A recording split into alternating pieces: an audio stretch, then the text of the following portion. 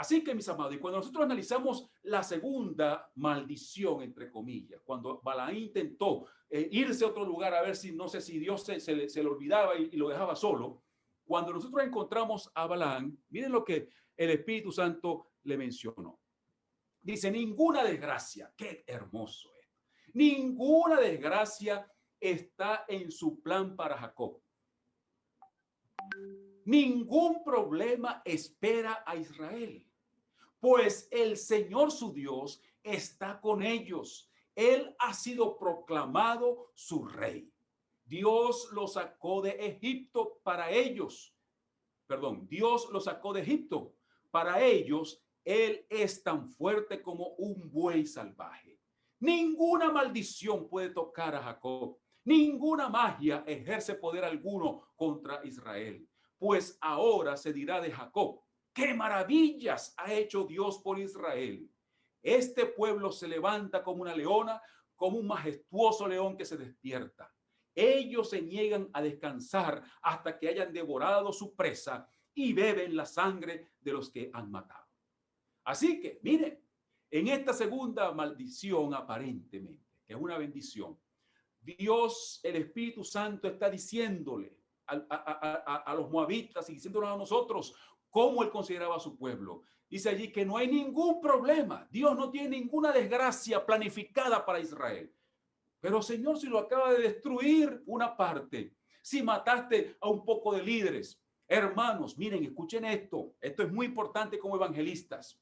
Cuando nosotros nos ponemos, cuando una persona, no importa su condición, si es borracho, si es lo que sea, el peor de todos o un pecador normal, cuando nosotros nos ponemos en las manos del Señor, nosotros, hermanos, tenemos una vida controlada por el Espíritu Santo y todo lo que nos pase está bajo el control del Espíritu Santo. Por eso cuando nosotros como evangelistas comenzamos a visualizar al mundo, a los chinos, a los negros, a los blancos, a los indios, a los jóvenes, a los niños, tenemos que ponernos esos anteojos. El anteojo de la misericordia de Dios, el anteojo de que la llave, la salvación es para todos. No tienen que ser como yo. Tienen que aceptar la salvación en Jesucristo. Y una vez que acepten la salvación en Jesucristo y decidan tocar el botón, decidan buscar a Jesucristo, entonces, mis queridos hermanos, viene la parte importante. Cuando usted toque el botón, tiene que pisar el freno. ¿Y qué significa pisar el freno? Tengo que pensar, tengo que comprender, tengo que vivir de acuerdo al inmensurable amor y misericordia de Jesucristo. Por eso es que cuando él estaba allí hablando de su pueblo, que era un pueblo revoltoso, duro de cerviz, violento y fuerte y terrible, un pueblo terrible, Dios, ¿cómo lo llama? Un pueblo que es una leona, un pueblo que es un león, un pueblo que es un pueblo que no es maldito, un pueblo que no tiene problemas, un pueblo porque Dios está mirando lo que Él va a hacer. Dios está mirando que dentro de ese pueblo sí había rebeldes, pero también había gente que estaba queriendo ser fiel a Dios. La misericordia de Dios, el amor de Dios. Yo tengo que permitir al Señor Espíritu Santo en mi vida y en la vida de los demás. Tengo que permitir para yo ser un buen evangelista, para que mi grupo pequeño, para que lo que yo predique tenga éxito, se prenda el carro. Yo tengo que pisar el freno, pero no para detenerme. Tengo que pisar el freno para que el carro se prenda. Y el freno, repito, es saber que sirvo a un Dios misericordioso, a un Dios amante, a un Dios que perdona, a un Dios que tiene paciencia, a un Dios que tiene paciencia conmigo, con mi esposa, con mis hijos, con mis hermanos, con el pastor de la iglesia, con el ladrón, con el mentiroso, con todos, hermanos. Esa es la verdad, eso es lo que prende el carro. La misericordia del Señor es lo que prende el carro. Yo puedo tener la llave, la salvación. Yo puedo tener la decisión de salvar a alguien. Pero si no piso el freno, si no percibo el perdón y el amor, la misericordia de Dios constantemente, como se expresa aquí, Fíjense lo que les conté. Hasta Moisés estaba excluido de la patria terrenal. Hasta Moisés. Aarón no iba a entrar. María tampoco. Solamente 2 iban a entrar. Así estaba la condición de su pueblo. Pero cuando Dios se refiere a su pueblo, dice, no hay ningún problema, no hay ningún problema. ¿Y por qué no hay ningún problema? Porque el primer paso que yo y usted como evangelistas debemos tener bien claro es que si Jesús está conmigo, entonces no hay ningún problema. Si yo peco, Él me puede perdonar. La esencia de la salvación, de la seguridad del amor de Dios es lo que me empuja a mí a ir. Si yo no estoy convencido de que Jesús es amor, si yo no vivo ese cariño, jamás voy a ir. Y si voy a ir, voy a echar a perder gente.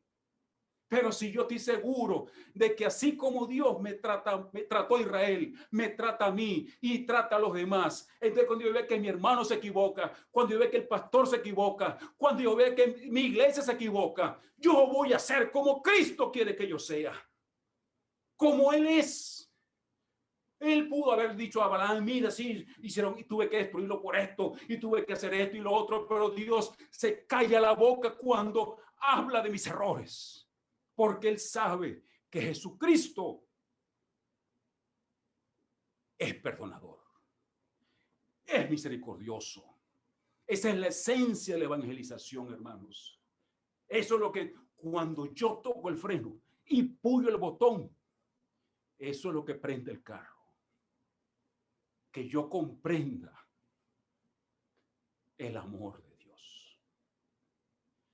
Y fíjense, para ir terminando, la tercera maldición, ahí está el Espíritu Santo, que es una bendición, dice, qué hermosas son tus carpas, oh Jacob, qué hermosas. Pero si te llenas de sinvergüenza, pero Dios dice, qué hermosas son tus carpas, qué bellos son tus hogares, oh Israel. Se extienden ante mí como arboledas de palmeras, como jardines por la ribera. Son como altos árboles plantados por el Señor, como cedro junto a las aguas. Agua fluirá de sus cántaros. Su descendencia tendrá toda el agua que necesite. Su rey será más grande que Agag. Su reino será exaltado. Dios lo sacó de Egipto. Para ellos, Él es tan fuerte como un buey salvaje. Él devora a las naciones que se le oponen, quiebra sus huesos en pedazos y las atraviesa con flechas. Como un león, Israel se agazapa y se tiende como una leona. ¿Quién se atreve a despertarla? Bendito todo el que te bendijere, oh Israel, y maldito todo aquel que te maldijere. Eso es lo que Dios piensa de su pueblo, hermanos.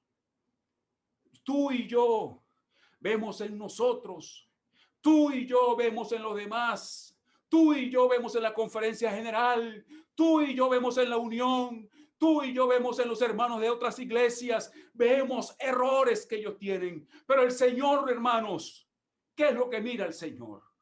El Señor nos mira con ojo de misericordia. Por eso cuando yo veo al presidente Biden, cuando yo veo al Papa, cuando yo veo a los evangélicos, cuando yo veo a los brujos, cuando yo veo al presidente de mi país, el señor Maduro, ¿cómo yo los veo? ¿Cómo yo veo al señor, no me acuerdo cómo, Rodríguez, que se llama el que gobierna Cuba? ¿Cómo yo veo a Donald Trump? Y mis hermanos, cuando el Señor me muestra a mí que debo ir, yo iré. ¿Cómo voy a ir? El primer aspecto que debo tomar en cuenta es primero la salvación, la llave.